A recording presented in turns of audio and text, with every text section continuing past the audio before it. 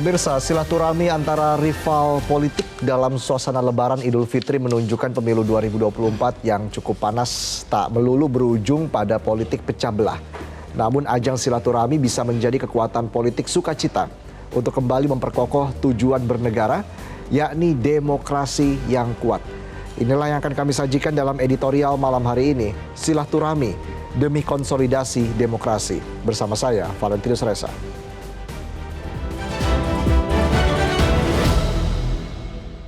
Silaturahim demi konsolidasi demokrasi.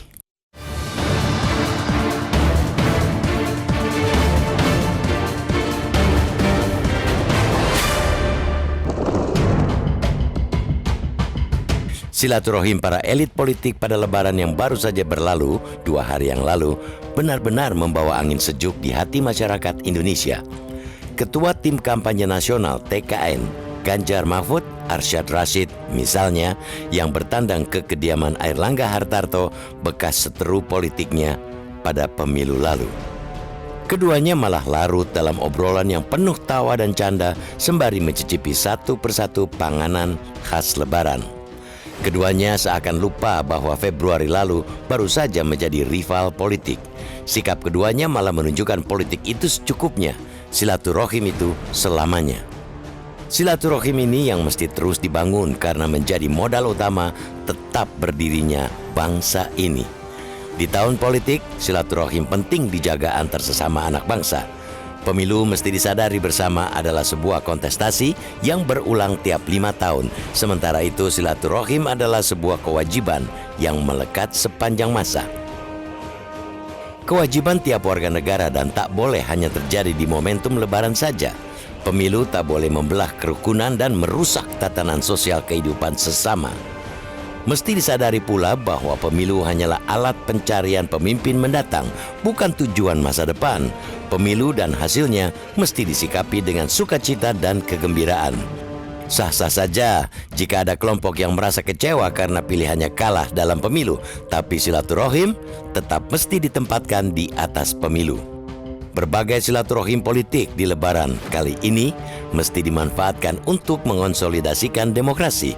Spirit silaturahim antar elit sangat bagus untuk membangun komunikasi bersama dalam mendudukan posisi demokrasi kita ke depan. Jangan lupa, tantangan demokrasi itu bukanlah rivalitas dalam politik.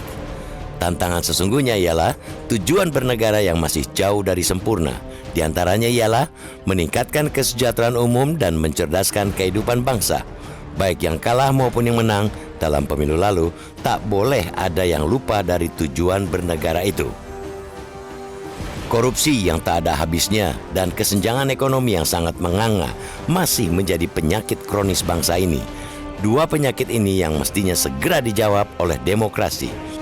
Jika tiap kali ganti pemimpin bangsa dan 2 penyakit itu masih bercokol, harus kita akui bahwa demokrasi kita masih gagal. Demokrasi kita hanya berhasil sebatas menghasilkan pemimpin tanpa gontok-gontokan, tapi bukan menghasilkan negara yang melindungi seluruh bangsa Indonesia dan seluruh tanah air Indonesia. Karena itu, silaturahim para elit politik yang tengah berlangsung saat ini mesti diapresiasi dan ditiru oleh seluruh anak bangsa. Berbagai perbedaan mesti segera diakhiri demi sebuah tujuan bersama, yakni tujuan bernegara. Kekuatan magis silaturahim sejatinya telah dibuktikan oleh para pendiri bangsa ini tahun 1945 silam. Para tokoh bangsa yang berasal dari beragam agama dan pandangan politik berhasil duduk satu meja untuk bersama-sama memproklamasikan kemerdekaan bangsa ini. Sulit dibayangkan apa yang akan terjadi jika para tokoh bangsa itu saling mempertahankan pendapat dan pilihannya masing-masing. Kemerdekaan tentunya hanya menjadi sebuah mimpi dan kesejahteraan berhenti jadi bahan obrolan di warung kopi. Karena itu, selamat bersilaturahim dan jangan lupa terus menjaganya.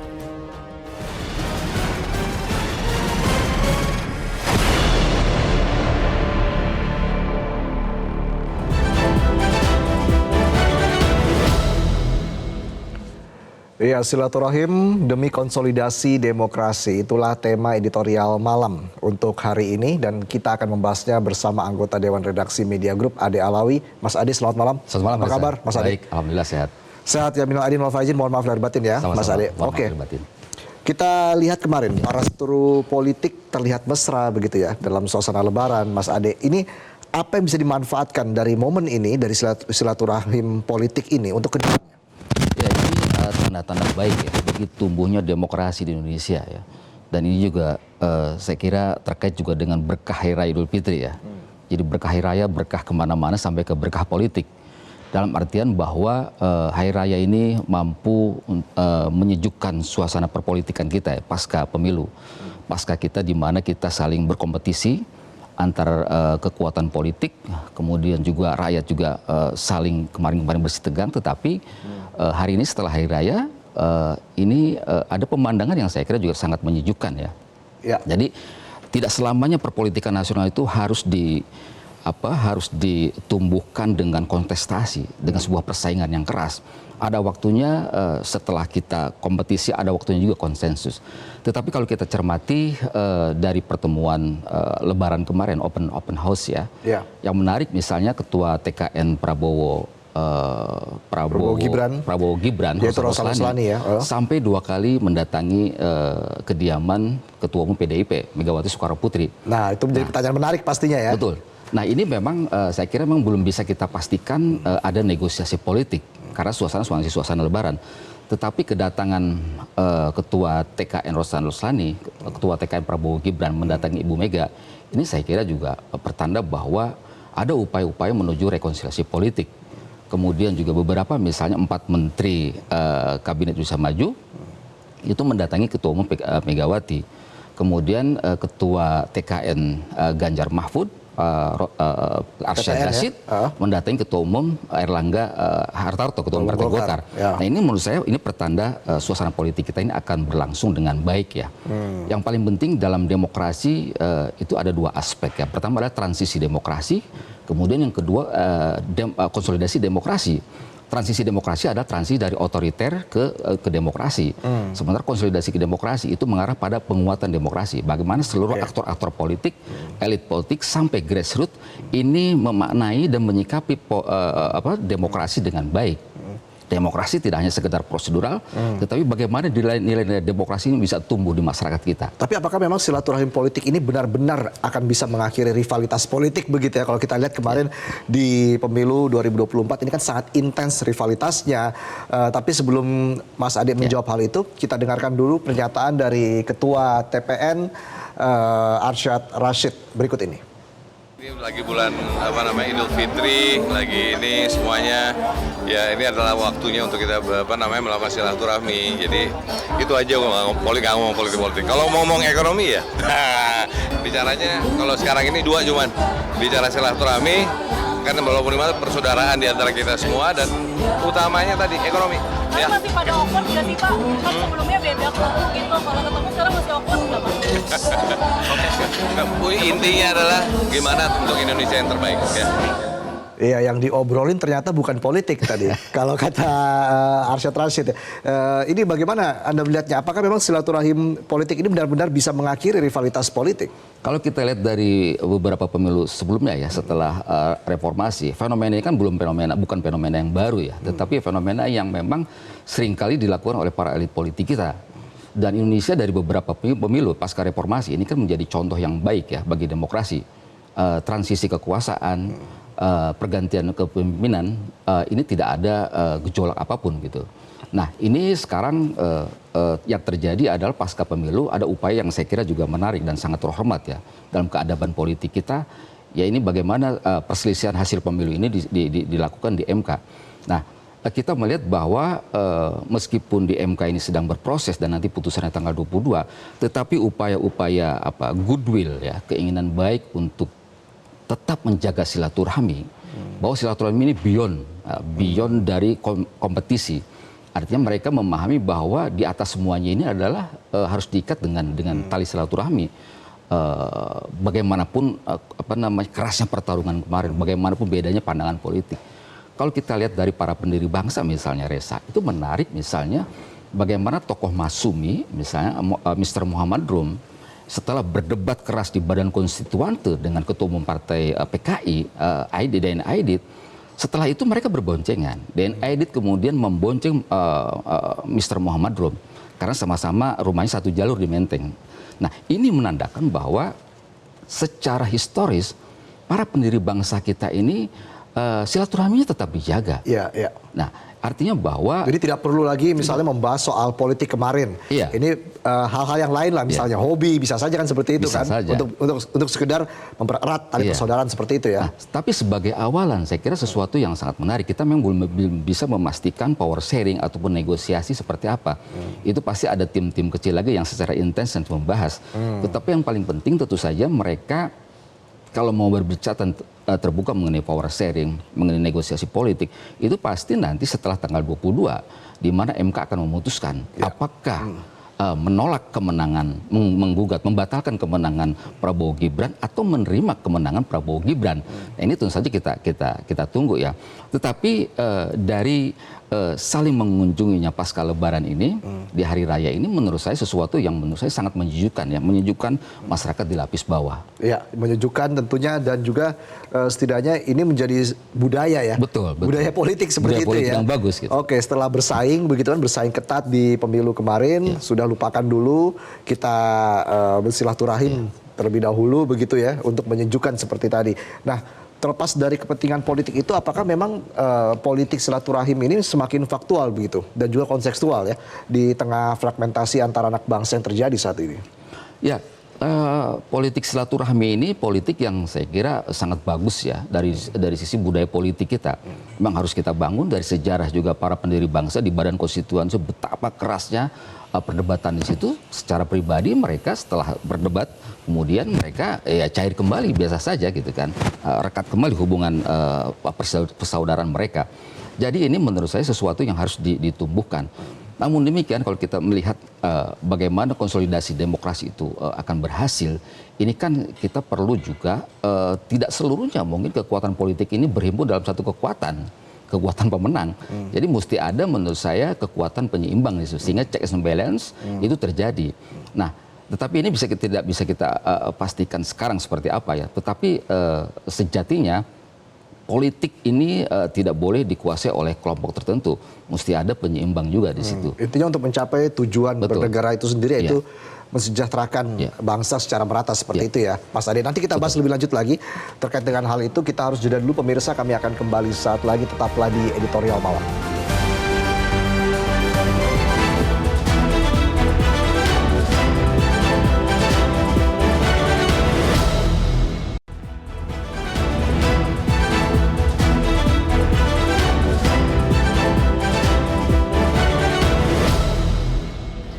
Enggak ya, beliau menyampaikan ini filsafat hidup, kemudian sharing cerita beliau itu bagaimana keliling Indonesia ke Papua, ke Kalimantan, ke Maluku, kemudian lebih banyak menceritakan inilah pelajaran hidup, filsafat hidup yang di-sharing ke saya, itu aja sih.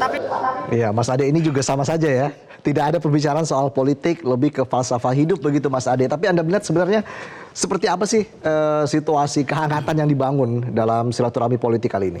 Dalam politik biasanya yang benar dan menarik itu adalah yang tidak dikatakan. Jadi yang dikatakan biasanya normatif.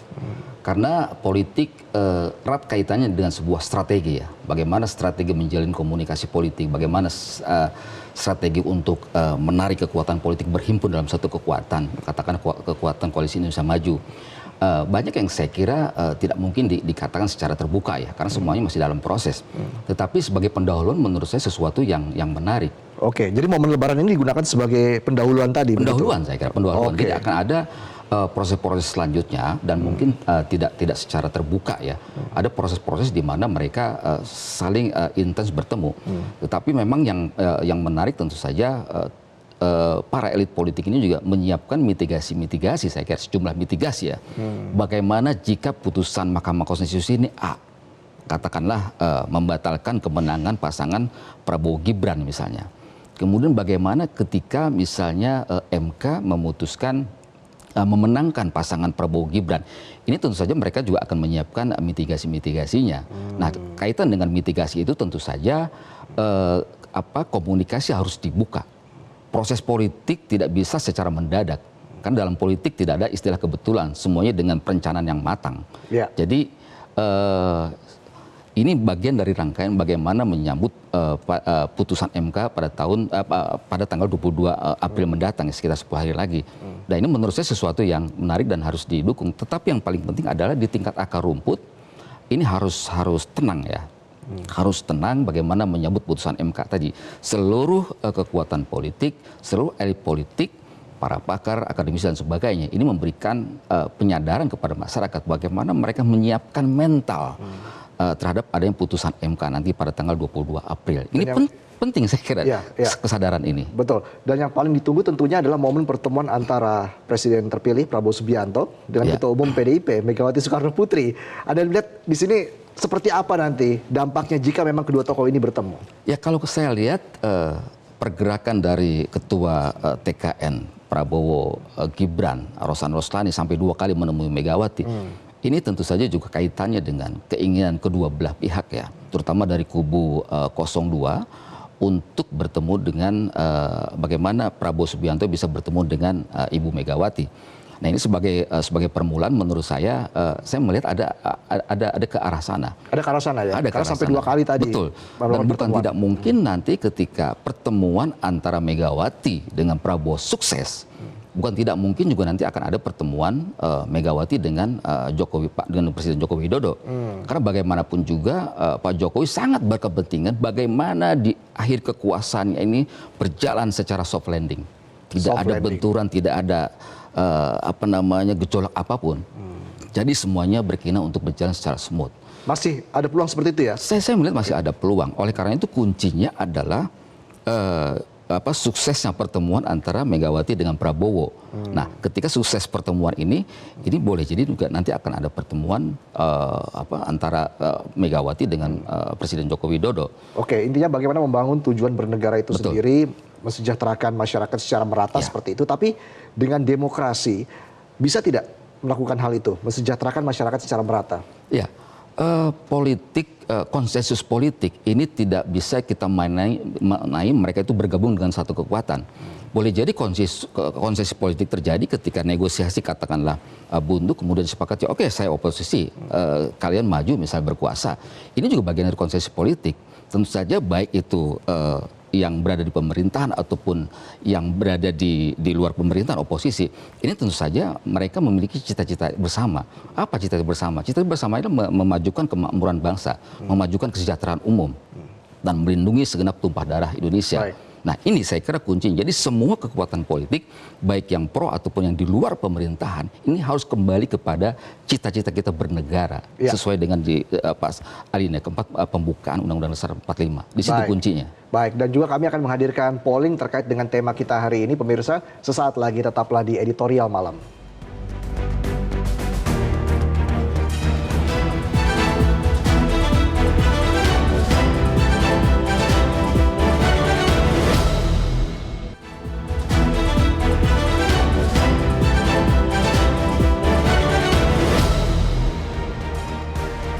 Pemirsa, kita langsung lihat polling berikut ini dari akun Instagram Metro TV dengan pertanyaan, apakah silaturahim elit politik yang jadi rival dalam pemilu patut diapresiasi?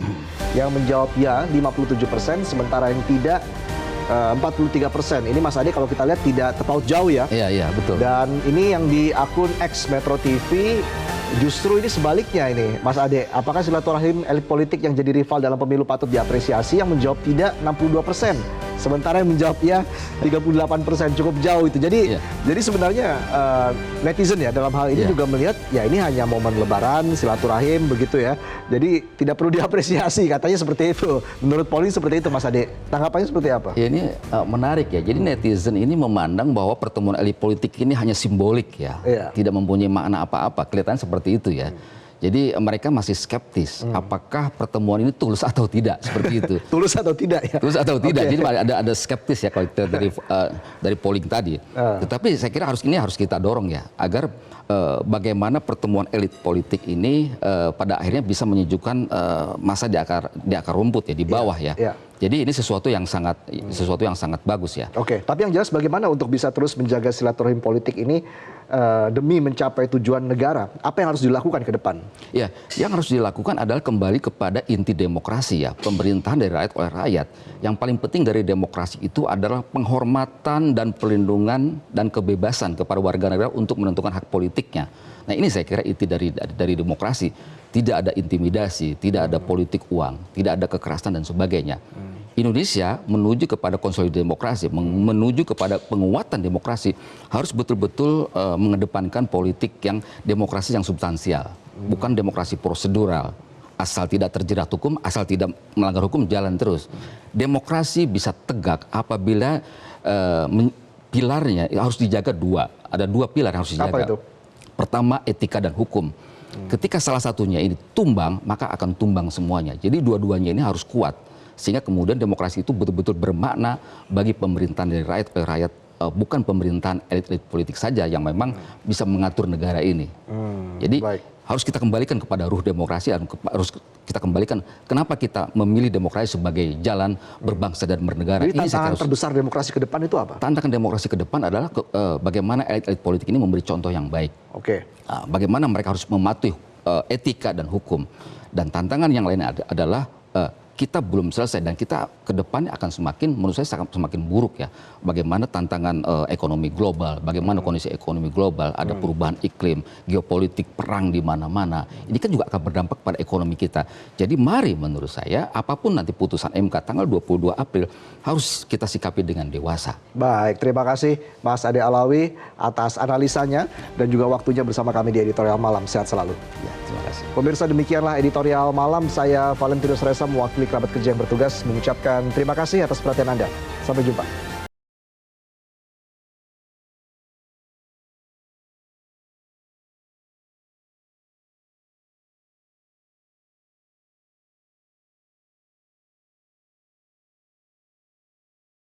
Jelajahi cara baru mendapatkan informasi. Download Metro TV Extend sekarang.